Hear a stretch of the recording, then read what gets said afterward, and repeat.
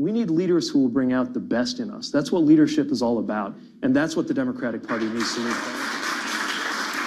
Mr. Ronan, you served in the Air Force. What's your response to that?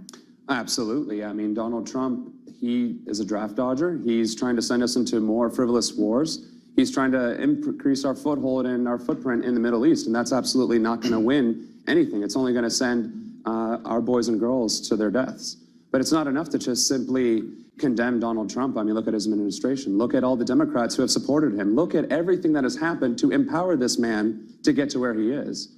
And as Pete just said, my service, that means something to me. When I raised my right hand, that was one of the proudest moments of my life. And I think me and Mr. Branham as well, I mean, we all served. We know what that's like. And to have someone to just flagrantly attack our service, the yellow ribbon and the Gold Star Army, Gold Star families as well, it's reprehensible. We must hold them to task. And that's exactly what I would do as DNC chair. Last week, a new progressive PAC called We Will Replace You vowed to pressure Democrats to oppose President Trump across the board or face primary challenges. You come from Ohio. Is absolute obstruction the right strategy for a Democrat running in a purple state like yours?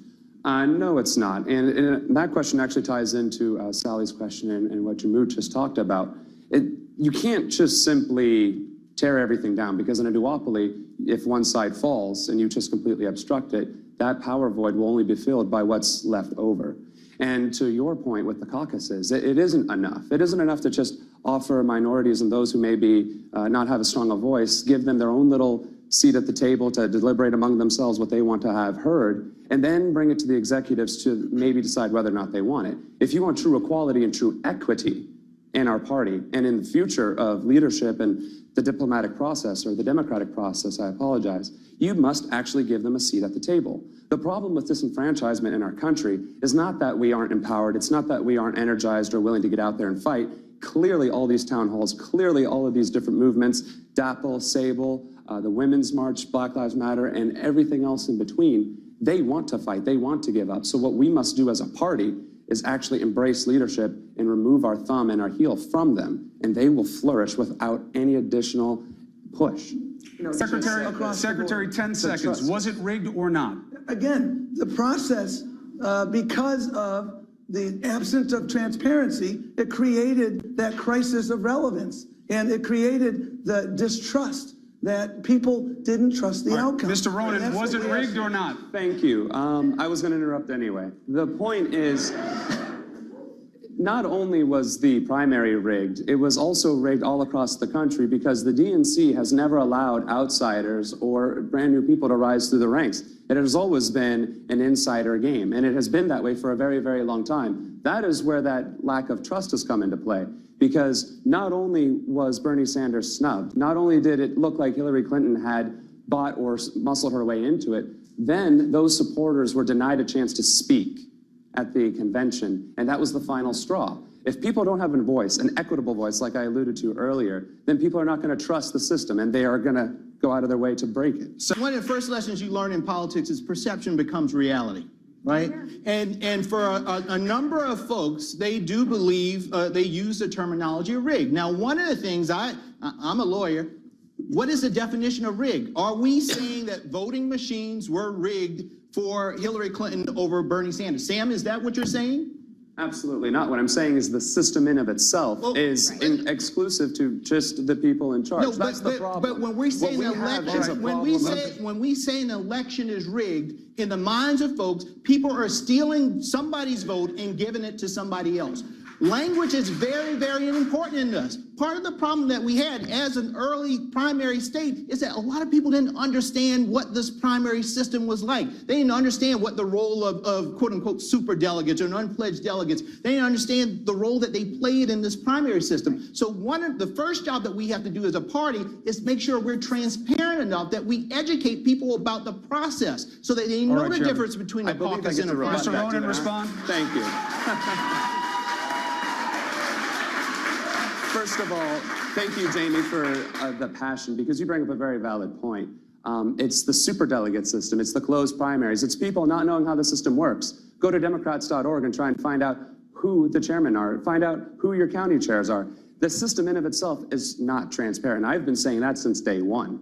We need to get rid of superdelegates. We need to get rid of money. We need to get rid of the upper crust influence. We also need to stop playing these same tired games. Just in Florida, there was that perception, as you said, that the Florida chairman somehow managed to play a game. Whether it's true or not is irrelevant. It's that perception. So yes, we must needs come together and fix that. What I was talking about earlier was if we want to get rid of hacking or the risk of hacking, right, you take away the technology, eventually in the future, that may very well be 10, 20, 30 years down the road. But for now, we have a solution. It's called universal voter engagement, like you were saying. It's also paper ballots, and it's also empowering the Postal Service to be the front and center of that. And it means we can hold those paper ballots for 4 years. Like what we do in the military with maintenance, we keep records for decades. I've seen stuff from before I was even born. So we can do that with our voting as well. We can keep these records, so if there is any indication whatsoever of foul play, be it in the primaries or the presidential election, we have the facts. Thank you, Mr. Talk about this a lot. You say it was a grievous mistake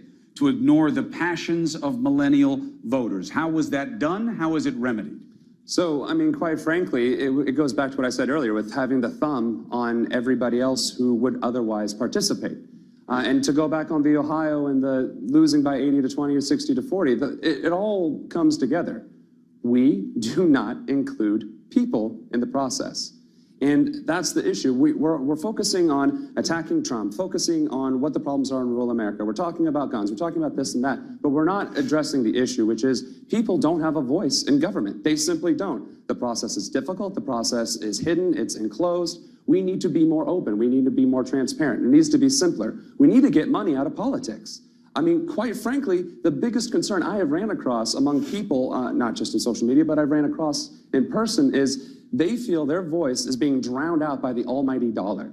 So how do you fix this? You get rid of money. You emphasize people actually coming to the table and actually having a chance to move forward and progress forward into running for office, just like during my own campaign. And I know I'm running out of time. I'd like to push just a little bit longer on it, though.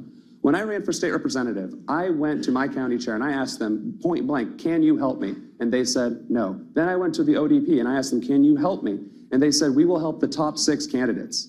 That's elitism. And that's not going to bring us back. That's not going to bring millennials back. It's not going to emphasize passion. Thank you. Thank you, Secretary Perez. These Mr. questions Ronan. that you asked. Thank you. So, I mean, the question is quite simple. How perception is everything. And the other part of the perception is this divisiveness.